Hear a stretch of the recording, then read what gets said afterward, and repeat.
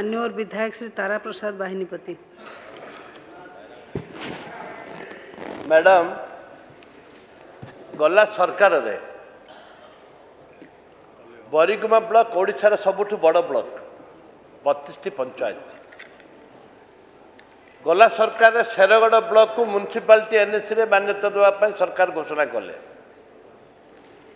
ताकू मु प्रतिवाद कली जे सबुठ बड़ ब्लॉक हूँ बरिगुमा ब्लॉक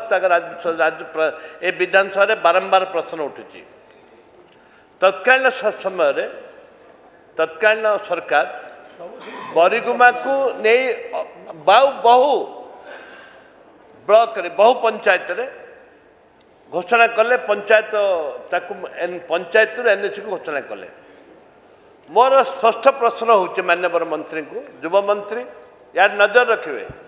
जे आपण दयाकोरी आज ये कहे कि जे बरिगुमा ब्लॉक बरिगुमा पंचायत को एनएसी रो मान्यता दिया जिवो कि ना नहीं प्रश्न गोटे प्रश्न बरिगुमा ब्लॉक रो